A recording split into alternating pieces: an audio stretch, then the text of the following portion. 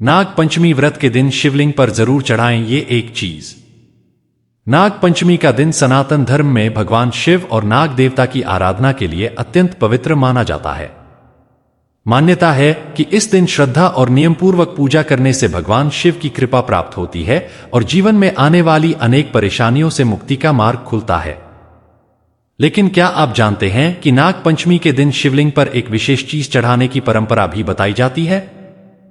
कहा जाता है कि यदि इसे श्रद्धा से भगवान शिव को अर्पित किया जाए तो भोलेनाथ प्रसन्न होते हैं और भक्त की मनोकामना पूर्ण होने का आशीर्वाद देते हैं। वह चीज है दूध। लेकिन यहां केवल दूध चढ़ाने की बात नहीं है। इसके पीछे छिपी धार्मिक मान्यता और पूजा की भावना को समझना भी जरूरी है। बहुत समय पहले की बात है। एक गांव में शिव नाम का एक गरीब किसान रहता था। वह भगवान शिव का बहुत बड़ा भक्त था। उसके पास धन दौलत नहीं थी, लेकिन उसके मन में भोलेनाथ के लिए अटूट श्रद्धा थी। हर सुबह वह अपने खेत पर जाने से पहले गांव के पुराने शिव मंदिर में जाता। मंदिर बहुत छोटा था। वहां न कोई बड़ी सजावट थी और न ही कोई विशेष व्यवस्था। बस एक प्राचीन शिवलिंग था जिसके सामने बैठकर शिव भगवान से अपने परिवार की खुशहाली की प्रार्थना करता था। एक वर्ष नाग पंचमी का पर्व आने वाला था। गांव के सभी लोग अपने अपने घरों में पूजा की तैयारी कर रहे थे।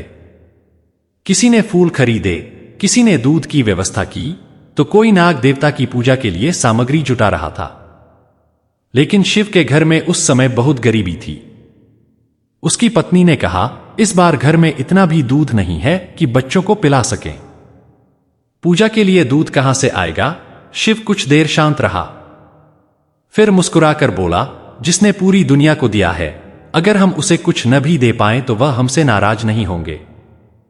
मैं बस सच्चे मन से उनकी पूजा करूंगा। नाग पंचमी की सुबह शिव जल्दी उठ गया।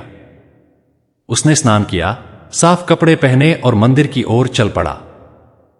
रास्ते में उसे एक वृद्ध साधु दिखाई दिए। साधु मंदिर के बाहर बैठे हुए थे। उन्होंने शिव को देखकर पूछा, बेटा, आज नाग पंचमी है, पूजा की तैयारी कर ली? शिव ने हाथ जोड़कर कहा, बाबा, मेरे पास पूजा के लिए कुछ खास नहीं है, बस जल लेकर भगवान शिव के पास जा रहा हूं। साधु मुस्कुराए और बोले, भगवान को वस्तु की कीमत नहीं, भक्त के भाव की कीमत होती है। लेकिन आज यदि संभव हो तो शिवलिंग पर दूध जरूर अर्पित करना। शिव ने कहा, बाबा, मेरे घर में दूध नहीं है। साधु ने कहा, जिसके मन में सच्ची श्रद्धा होती है उसके लिए रास्ता स्वयं बनता है। इतना कहकर साधु वहां से चले गए। शिव मंदिर पहुंचा। उसने शिवलिंग को प्रणाम किया और जल अर्पित किया। फिर आंखें बंद करके भगवान शिव से प्रार्थना करने लगा। उसी समय मंदिर के बाहर उसे एक छोटी सी गाय दिखाई दी। गाय के साथ उसका बछड़ा भी था। शिव ने देखा कि पास में एक चरवाहा दूध लेकर जा रहा था। उसने अपनी थोड़ी सी बची हुई कमाई से दूध खरीदा और शिवलिंग पर श्रद्धा से अर्पित कर दिया। उसने कहा, हे भोलेनाथ, यह दूध मेरी सामर्थ्य के अनुसार बहुत कम है, लेकिन इसमें मेरी पूरी श्रद्धा है। मेरे पास आपको देने के लिए कुछ नहीं, बस मेरा विश्वास है। पूजा के बाद जब शिव मंदिर से बाहर निकला तो उसके मन में एक अलग ही शांति थी। उस दिन से उसके जीवन में धीरे धीरे परिवर्तन आने लगा। उसकी फसल अच्छी हुई, खेत में पैदावार बढ़ी और घर की परेशानियां कम होने लगीं। शिव समझ गया कि भगवान शिव ने उसकी गरीबी नहीं देखी थी, उन्होंने उसके मन की श्रद्धा देखी थी। इसी कारण नाग पंचमी के दिन बहुत से भक्त शिवलिंग पर दूध अर्पित करते हैं। धार्मिक मान्यताओं में दूध को पवित्रता और शीतलता का प्रतीक माना जाता है। भगवान शिव के मस्तक पर चंद्रमा विराजमान है और शिवलिंग पर जल तथा दूध अर्पित करने की परंपरा शिव की शीतल और करुणामयी प्रकृति से भी जोड़ी जाती है। नाग पंचमी के दिन भगवान शिव और नाग देवता की पूजा का विशेष महत्व माना जाता है।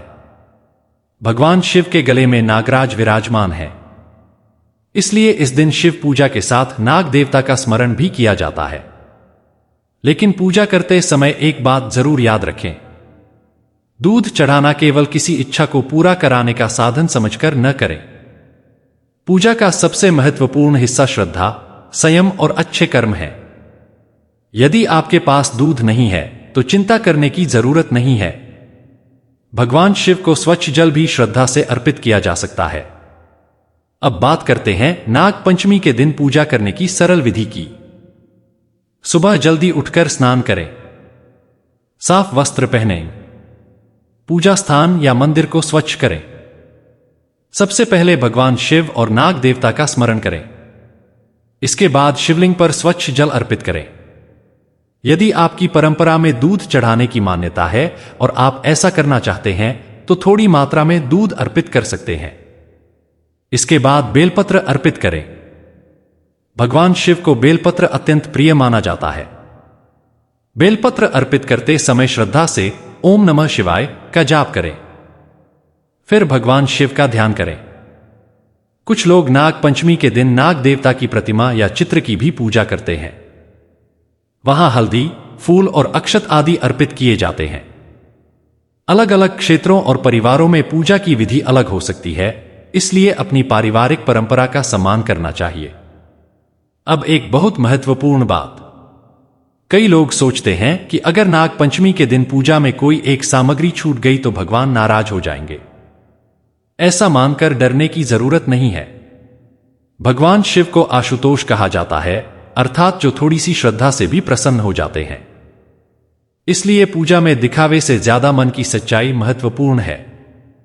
अगर आपके पास महंगे फूल नहीं हैं तो साधारण फूल चढ़ाएं। अगर दूध उपलब्ध नहीं है तो जल अर्पित करें।